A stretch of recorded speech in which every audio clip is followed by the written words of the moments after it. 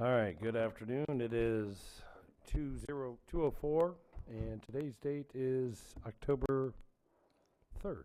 Am I correct? No, what's today's date? October 5. Thank you. Okay, it's October 5th, 2016, and this is an emergency session of the Volusia County Council to consider declaration of local emergency for Hurricane Matthew. Mr. Deneen, would you like to have the floor? Yes, thank you, Mr. Chair. I appreciate the council assembling today, especially on such short notice. Obviously, after all these years, you would know that if I would ask you to do something on this short notice, I would have a very good reason. And that is, I'm asking that the council do a declaration of local emergency for Hurricane Matthew. Let me read the document that we circulated.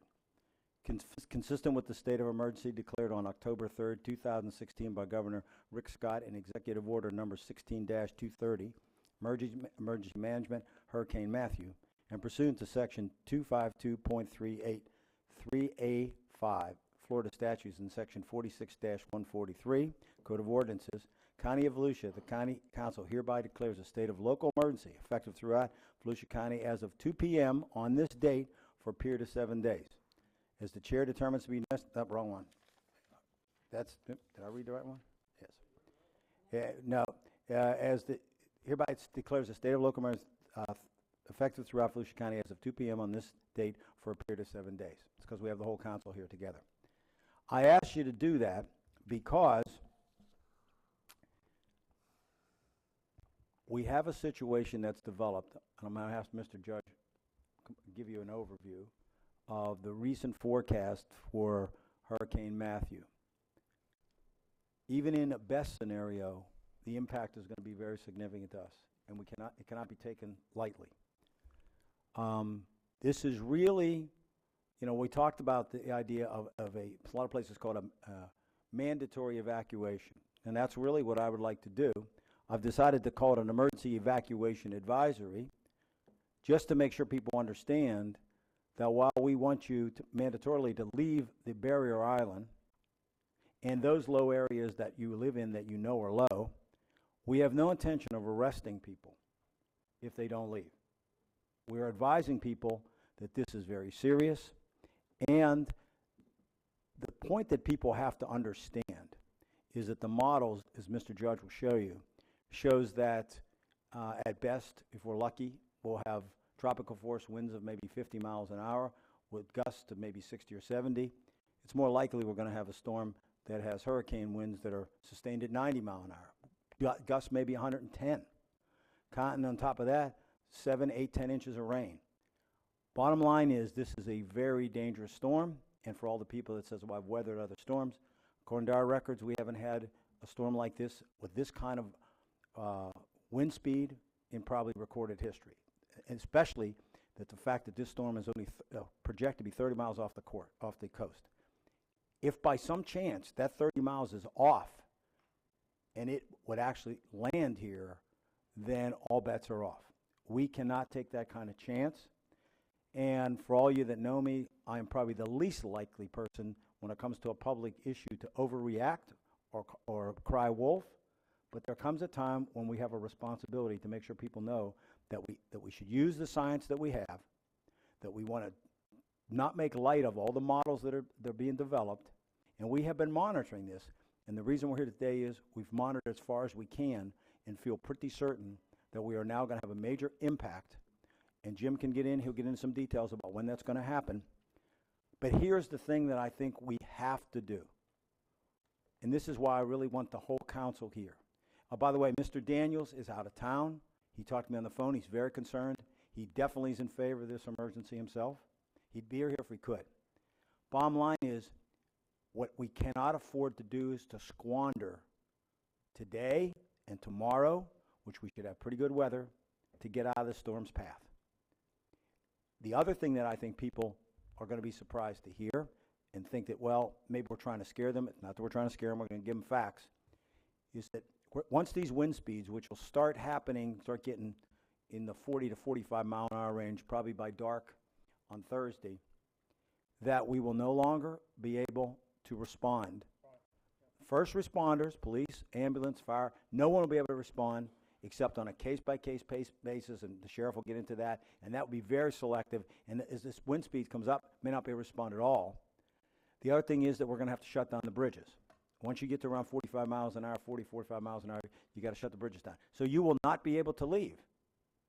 And if you have a power outage, especially if you live in a high-rise condo, you're really stuck. The other thing, and I want to make this real clear, it starts getting to 40 or 45 miles an hour. Repeat this. We are not sending ambulances because we cannot, they do not function well on those high speeds, and I cannot put the people running the ambulances in harm's way. So especially for people that have decided on their own to take this gamble and stay on the barrier island. The thing I will tell you right now, and we're going to have a press conference later today at 4 o'clock, is that we've talked to all the cities. They're part of our team. They're part of the whole emergency management system. Everyone is together on this one. This is not a drill. This is not something where we're trying to exaggerate. If anything, I'm a person that feels that a lot of times that a lot of places overreact and then they erode public confidence in what you're saying. This is one time where I can tell you, we are not exaggerating. You need to take this time to move out of the area. We'll also talk to you about the case that if you have needs, this is the time to call us. And starting tomorrow morning, we have with the schools, all the schools that are set up, that we have a number of them, and Mr. Judge go over that too, that are set up for emergency shelters. And we're going to deal with people that have ambulatory problems, people that have special needs problems, people that have pets, all those things. We have a plan. What we want to do is, I think it's my responsibility and the council's is to make sure that we utilize all the resources that we have and all the training that we have done in a way that makes sense. But none of this makes sense if people don't take us serious right now. This is not a drill. You need to take this storm serious. What we don't want to do is we do not want to have an accident or a tragedy that could have been avoided. I'll have Jim also talk about the list to call. Now, one thing when you go to our shelters, one thing we encourage people to do, you really need to think about, and you have time, bring whatever food you want, especially if you have special needs, bring water. If you have pets, bring pet food, and everybody should plan on being self-sufficient for 72 hours at a minimum. Jim, would you like to address some of the concerns? Yes, sir. If I may, before we go there, Jim, Mr. Deneen, do you want this action taken now, or do you want to wait till after Mr. Judge? I thought we'd let you go through the discussion, and then I think when you hear the full gravity of it, I believe that this council, being in session as a total council, has an opportunity here, not only a responsibility, but an opportunity, because they know that you came out of your way to be here, to send the message that we don't want to be complacent. And I would like you to hear everything, and then if you want to make any comments before you consider this legislation. But I do think that I am convinced professionally that this is the right thing to do. Okay. Mr. Judge. Chairman Davis, members of the County Council, good afternoon. Jim Judge, your Emergency Management Director. Just a few things. Of course, as Mr. Deneen points out, this is a very dangerous and a very serious hurricane. We have been tracking it now for quite a few days, and the reason we're here today is because the track keeps shifting closer to Volusia County, so that puts us certainly within harm's way. Right now, at the 11:30 briefing, it is a Category 3 with winds of 120 miles an hour. It is anticipated to increase in strength as it moves over the Bahamas. It is moving at 12, which is good news. It's up a few degrees in forward speed, which we like that. The conditions will be deteriorating as we move forward. We are looking at tropical storm conditions by midnight Thursday into 1 a.m. Friday. We can have conditions as much as 90-mile-an-hour sustained winds along the coast with gusts up to 110 miles an hour. Of course, with that, there's always the opportunity for a tornado, microburst, mini swirls that go along with that. And we are currently under a hurricane warning, and we also are under a hurricane storm surge. So we continue to monitor both of those. I do have a slide. Sue, can you pull that up for us?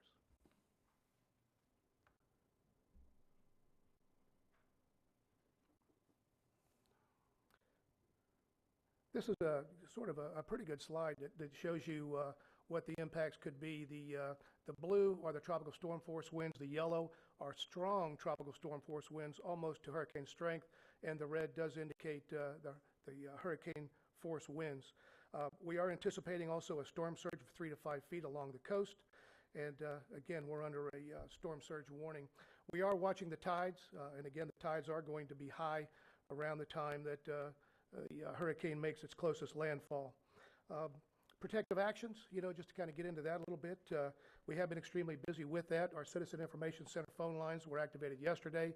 The folks, we had about 14 yesterday through the day.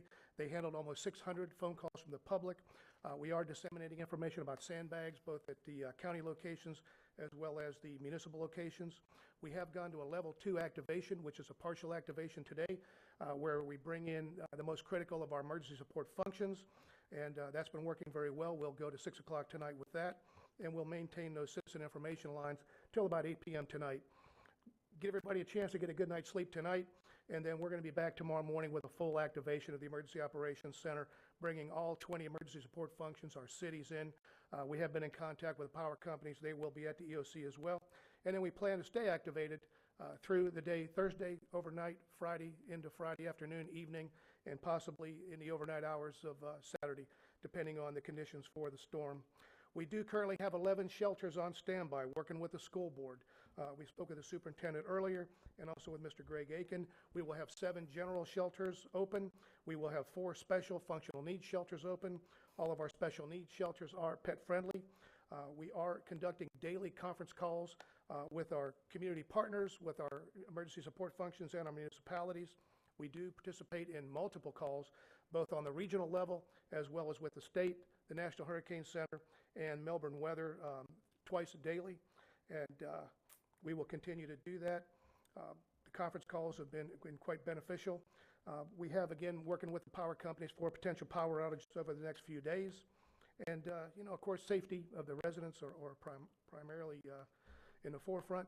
We have sent out a great deal of news releases, working with Joanne and her staff, reminding the public of the protective actions that they can take now. And again, we still have this afternoon, good conditions tomorrow through the day. And again, we expect the midnight hour, Thursday night into early Friday morning is when we will begin to see those tropical storm force winds coming on shore. And again, it wouldn't take much for this storm to come a little bit further to the west, where conditions can even increase beyond what I've described. Lake County, to our west, is under tropical storm watch. They will probably be put under a tropical storm warning later. So conditions inland continue to also be a concern. Power outages, Mr. Deneen mentioned a few things, especially with the condos along the beach. One thing we would like to remind our residents of is that it could be a level 1 at the first few floors. But then also, as you get higher in elevation, you could have a category 2 at the penthouse. As a young EMS firefighter, I can tell you what it's like to try to bring people down 8, 9, 10 stories and do that over and over and over again. So we want to remind the folks who live in these condos when the power's out and could be out for a period of time that they need to factor that into their preparedness plans and heed, the evacuation concerns. Certainly it's going to be hot and humid. We all like to be comfortable, so we're reminding that as well. At that point, Mr. Deneen, I'd be happy to entertain any questions, or Chairman Davis. All right, Mr. Patterson, I know you want to make a motion. Is there any questions for Mr. Judge before we go to the motion? Okay, see none, Mr. Patterson. Light, please. Mr. Chair, I move approval of the declaration of local emergency for her. Motion for approval. Do I hear a second from Mr. Lowry? Is there any further discussion? Okay, all those in favor, declaration of local emergency for Hurricane Matthew, please signify by aye. Aye. All those opposed? So carried unanimous, which is 6-0. Okay, is there any further business needs? Only one thing, Mr. Chair, and that is... yes, Mr. Eckert. It may be that the manager was going to get to this point. I was going to make it a matter of record that you're going to cancel your regular county council meeting tomorrow. I would ask that you take that action. Okay, further. Very well. Mr. Wagner. 2 short things. Thank the prior councils and having the foresight to fund the emergency management building. This is why we did it. It was an investment, I think, that it was difficult to make.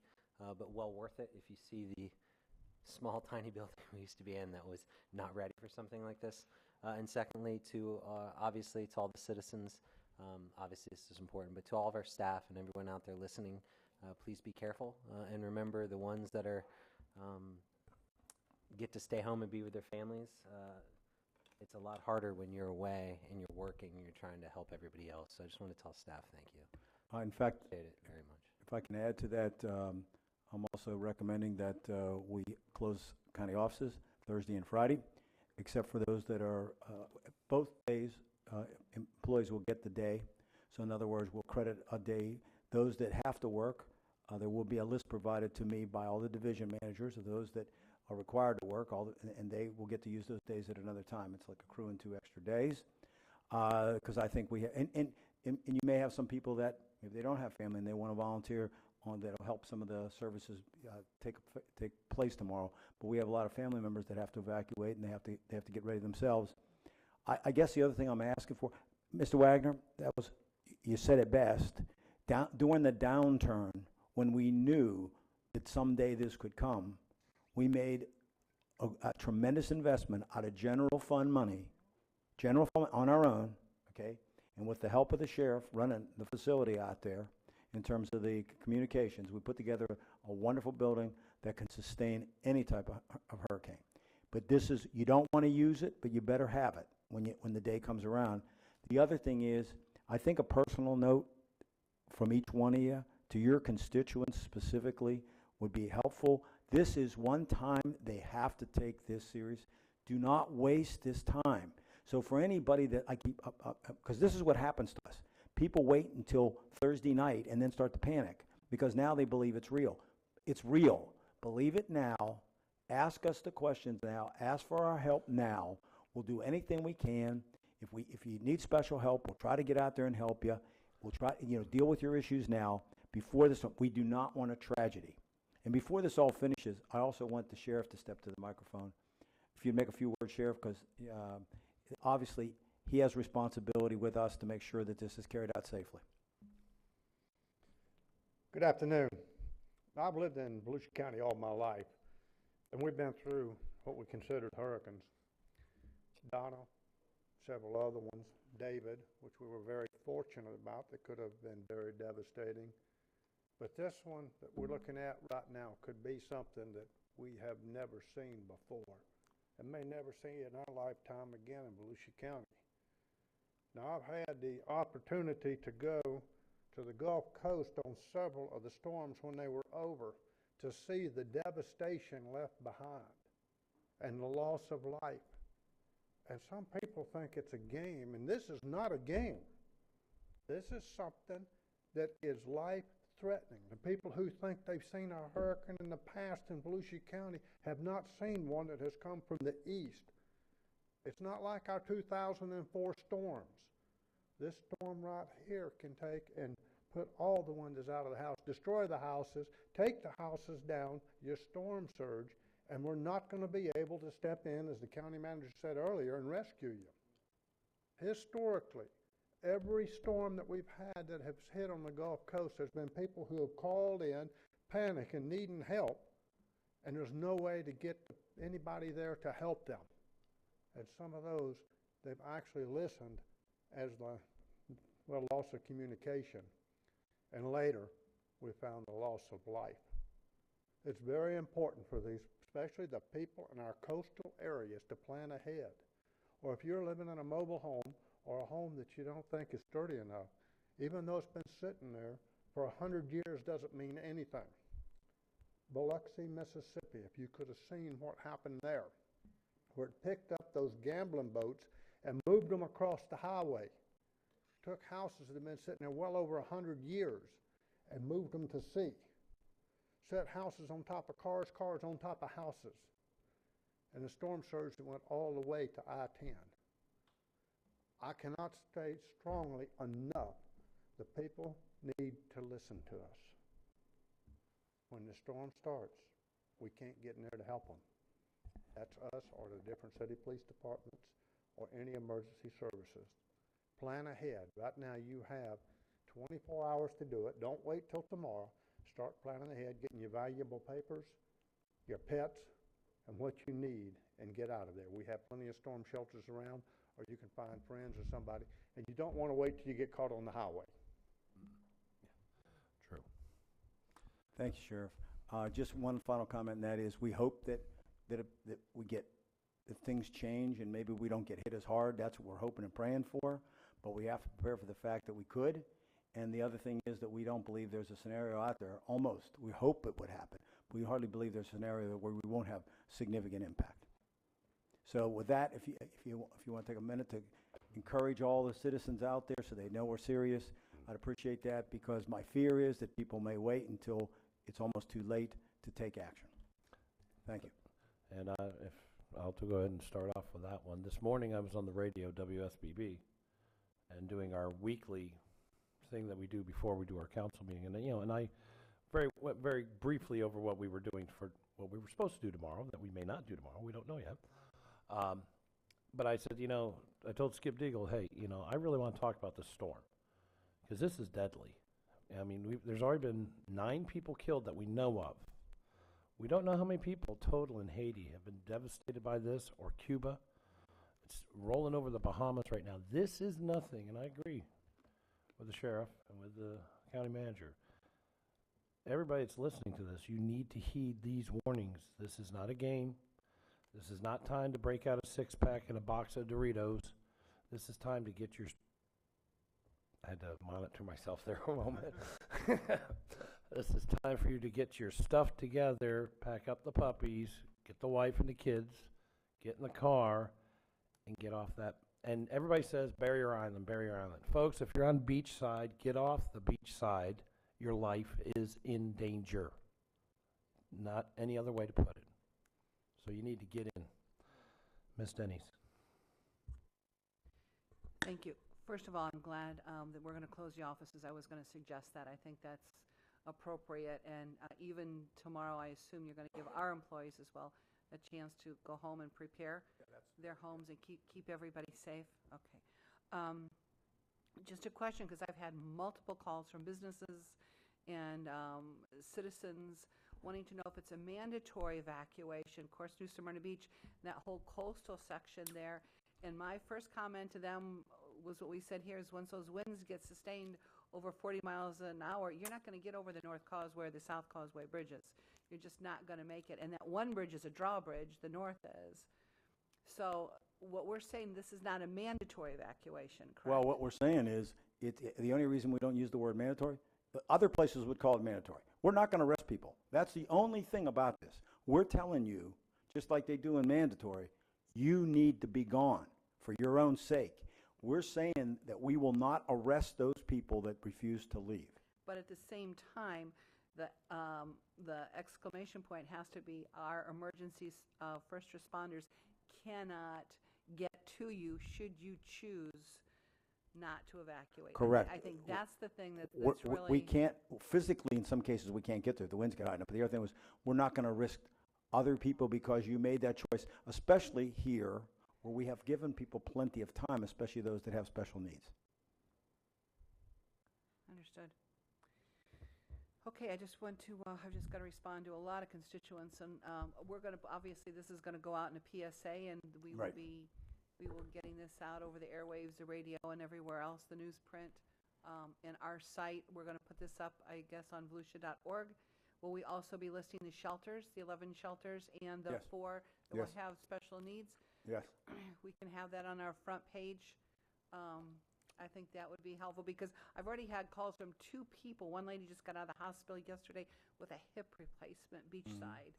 Where do I go? I mean, that, we've got to be able to show them where, they can make that connection. There's some very real needs out there. You talk about the hip replacement. This is serious enough that we have 2 hospitals evacuating. Exactly. Florida Hospital, New Smyrna is evacuating. I don't believe they've done that before in a hurricane. They have not. This is for, they're going to DeLand in Orange City. So but the beauty of that is that they're calling you now. Jim, would you tell them that if they, when in doubt, what number they can call?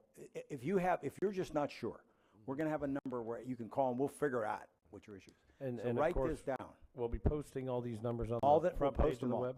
Absolutely. The Citizen Information Center phone line would be the best number to go to, and that's one. And I'm sure the newspaper will also print these. Oh, absolutely. We'll be putting it out with Joanne's folks, and 1-866-345-0345.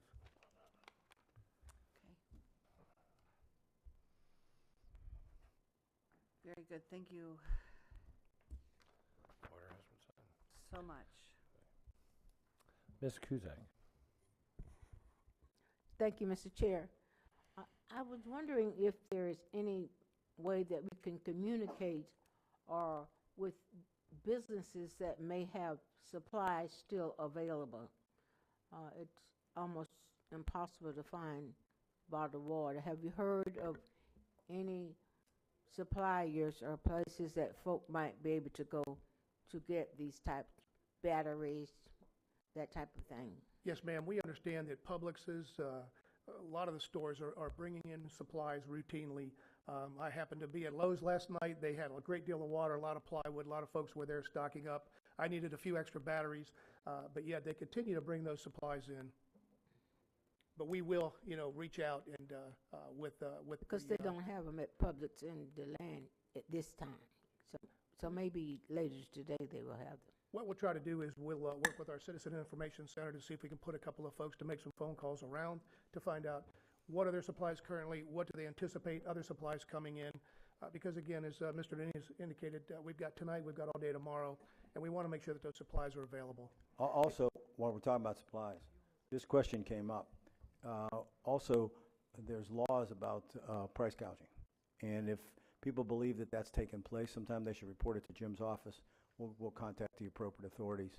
And we also have some authority if we have to use it locally, if we believe that that's taken place. Yeah, the governor addressed that yesterday, and he said if you are out there and you suspect price gouging, everybody's got an iPhone or a cell phone with a camera. Take a picture of the price and the product, and then turn it over to you. And then we'll Mr. also Judge. make sure that the Citizen Information Center has the information about where the supplies are available. And then we will also work with Joanne through the media, posting information as it's available on where they can get needed supplies. The other thing is that if you're going to somebody else's house, or you're going someplace else, or you're coming to one of our shelters, we always say you have to be self-sufficient. But if you can bring extra and can carry it, bring it, share. That's really part of, we get through 72 hours, everybody will be fine, as long as we don't have any tragedies. And the other thing is, here's the other thing, you got time to button up the place. A lot of this damage comes because stuff's loose, laying around, and, it's an opportunity to clean your yard, okay? But the point is that you need to button the place up and get things squared away, and we got time. Let's take advantage of this time. And we will be putting out information with Joanne about, I'm sorry. No, just a comment. I on just want to finish. Oh, I'm if- sorry. Yeah, Joyce, Ms. go ahead. Cusack still has the Go ahead, floor, if we Joyce. could. I'm sorry. Thank you. Would you again repeat that number for the emergency call for Absolutely. citizens? It is 1-866-345-0345. I've got Thank it on you. my pen even. And then just let me thank all of the staff for what you're doing to make sure that this is a part of our responsibility to maintain the safety of our citizens as much as possible. So I thank Mr. Deneen and all of you for what you're doing to make sure that we do our very best to maintain the safety of the employees in Volusia County. Our thanks to all of you. Thank you, Mr. Chair. All right, Mr. Lowry, and then we'll go to Ms. Dennis. I'll just be real brief. I want to echo what Council Lady Cusack said about our staff and Jim and taking the lead on this and everything. I think it is, there's a lot of wisdom in it. I just want to encourage everybody that's on my district in the southwest corner of Volusia County, don't think because you're not on the beach that you're not going to get hammered. I just looked at the 2 o'clock and they skinnied it a little more west, even closer.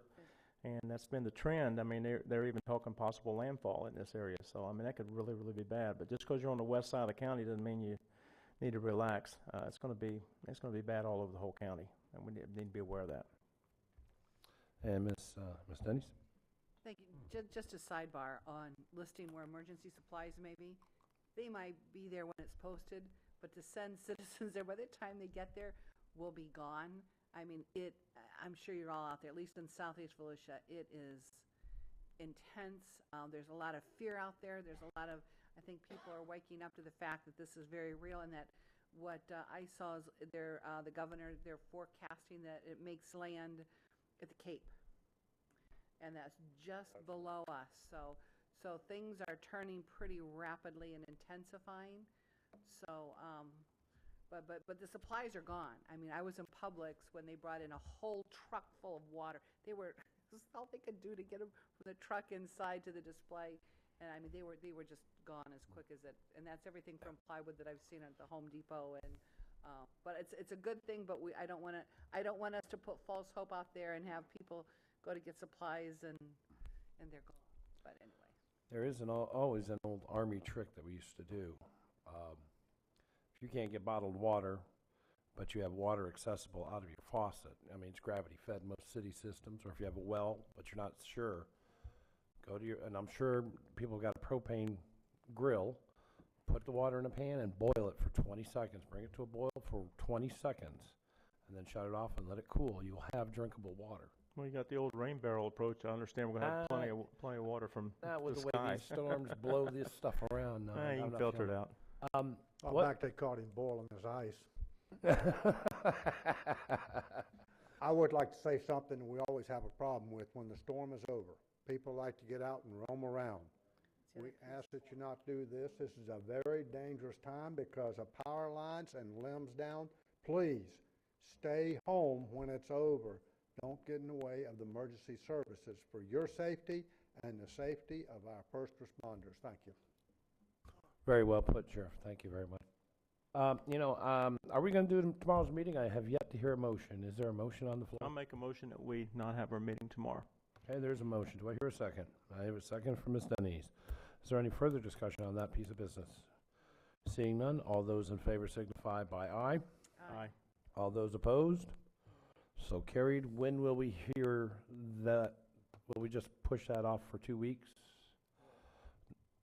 Given the nature of what was on for this council, I'm going to push it off to 2 weeks. There's no reason to have an extra meeting. Okay, very well. Okay, is there any other matter do we need to make a motion for the county employees, or that's your deal, right? Okay. Anything else we need to deal with? I didn't hear anyone objecting, so. Well, I could object if you like. Thanks. Never mind. No, I'm Mr. fine. Denny? Fine. Mr. Patterson, please. Yeah, I'm just kind of curious if we will need to come back here in a week, if there's things that we have to do as far as That's services. possible. And so what I would do is I would be calling you ahead of time to schedule a special meeting. Okay. Okay. 'Cause I mean, if we, I'm trying to be optimistic here by not scheduling it now, hoping that, no. Yes. Hoping the hand of God will help us, and, and if we help ourselves, maybe we'll get helped. Okay, very well. There will be a news conference in 1 hour and 23 minutes over at the EOC? Yes. Okay, Mr. Deneen and I will be We're going to there. explain to everyone exactly what's going on, once again, get the information out. Mhm. And I think as long as we get out ahead of time and people take us serious, I think it can make a really big difference. And I think for the people that really need to be in the shelter, if we can get them all squared away and in before dark on Thursday, when it's still light, I think it'll make a really big difference. Then people will be settled when the real bulk of the storm hits. Okay, very well. Thank All you right. all. Thank you very much for everybody for coming in. We appreciate everything you've done. We are under a state of emergency for Hurricane Matthew. Ladies and gentlemen, please take heed, and we will see you at the news conference at 4 p.m. We are adjourned.